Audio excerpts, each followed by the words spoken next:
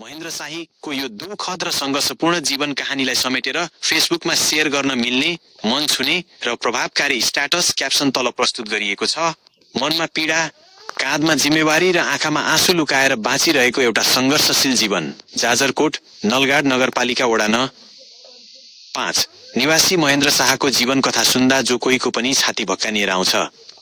सानो उमेरमै काँधमा परिवारको ठूलो जिम्मेवारी बोकेका उनले जीवनमा दुःख र दुःखद परिस्थिति बाहेक केही देख्न पाएका छैनन्। रोजगारीका लागि हातमा पासपोर्ट र मनमा हजारौं सपना बोकेर मलेसिया उडेका महेन्द्रले त्यहाँ लगातार 5 महिनासम्म पसिना बगाउँदा पनि 1 रुपियाँ तलब पाएनन्।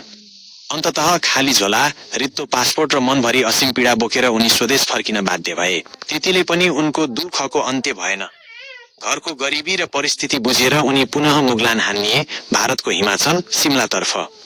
त्यहाँ पनि बिहान बेलुका झरी परेको पानीमा प्लास्टिक ओढेर कहिले भोक-भोकै त कहिले नसुती स्याउका बोटहरूमा हाडछाला घोटिरहेका छन्।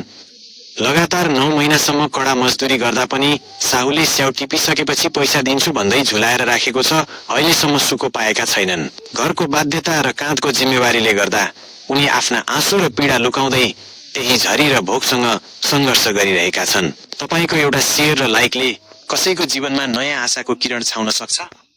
कृपया यो भिडियो र सन्देशलाई बढीभन्दा बढी शेयर गरेर महेन्द्र शाहीको यो दर्दनाक आवाजलाई सम्बन्धित निकाय र सहयोग गर्ने हातहरूसम्म पुर्याइदिनु होला।